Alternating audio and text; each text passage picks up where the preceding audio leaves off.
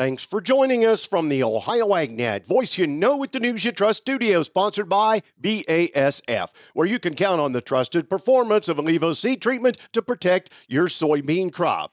Well, private exporters reported grain sales activity of 150,320 metric tons of corn for delivery to the infamous unknown destinations during this marketing year, 136,000 metric tons of soybeans for delivery to China during the same marketing year. In the dairy industry, despite the overall September decline, U.S. dairy exports were up 1.7% year-to-date through the first three quarters.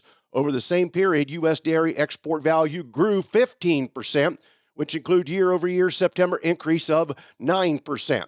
On the high points, U.S. cheese export wave rolled on into September. Year-over-year volume increased 35%, putting year-to-date volume at 453,076 metric tons. Among widespread gains, the month featured a big rebound in sales to Mexico. Year-over-year cheese shipments to Mexico jumped 23% in September to 18,209 metric tons. It was the best month for U.S. cheese sales to the country since May of 2024.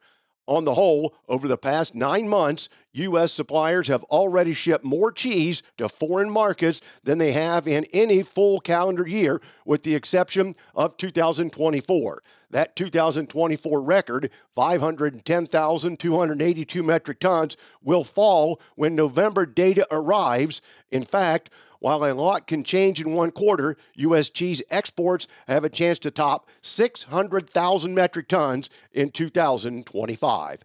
Today's weather brought to you by Seed Consultants. Simply better performance online at seedconsultants.com. Here's the forecast. We've got temperatures that are still chilly here this afternoon, but not quite as cold as the weekend. I'm Chief Meteorologist Ryan Martin. Quick forecast update for you here in Ohio. Cold air is trying to move out. I think we're looking at a mix of clouds and sunshine through sunset. Temperatures easing, but still rather chilly today. Tomorrow, Wednesday, Thursday, very mild air starting to move in. I think we see a large amount of snow melt here, and it's punctuated by rain that comes in that very mild air Thursday afternoon, Thursday night. Thursday's temperatures may be able to be 40s and 50s over the entire state of Ohio. Anywhere from a quarter to 1 inch of rain Thursday afternoon through Friday morning, and then we turn significantly colder for Friday midday afternoon, staying chilly into Saturday before warming up the rest of the weekend. I'm Ryan Martin. And thanks, Ryan. USDA has released red meat export data for September, which was delayed due to the recent government shutdown. As compiled by the U.S. Meat Export Federation, September data showed a fairly steady performance for U.S. pork exports, matching a year-ago value while down slightly in volume. But September beef exports were the lowest in more than 5 years, with shipments to China effectively halted and exports to other Asian markets also trending lower year over year. We're encouraged by the robust and resilient global demand for U.S. pork, especially to Mexico, but also in a broad range of international markets, said U.S. Meat Export Federation President and CEO Dan Hallstrom. The situation is obviously much more challenging on the beef side, primarily due to the ongoing impasse with the Chinese government, which continues to ignore its commitments under the U.S.-China Phase 1 agreement. U.S. industry loss continues to mount as a result of this lockout, and relief simply cannot come soon enough. And powered by soy biodiesel, head to Columbus later this afternoon and work with the soybean folks at the industry dinner. Back with more after this. They didn't have skim milk for your coffee, so I just got formaldehyde. Ugh, isn't that stuff in floor cleaner? Pizza's here. Would you like cheese on that? Or how about a Crowley? Oh, no, that's a bug spray. Hi there. Would you like to sample our new scent? Diethylene glycol. Isn't that the stuff in antifreeze? You wouldn't want to eat it, drink it, or even smell it, but that's exactly what's in your vapes. If you vape, quit. If you don't vape, don't start. For help, go to odh.ohio.gov/no vapes. A message from the Ohio Department of Health. Time now for a look into what's driving the markets. Let's check in with Lice Mercantile's Doug Tenney. Grain prices were all lower on Friday as the funds continued to sell and reduce their long positions for soybeans.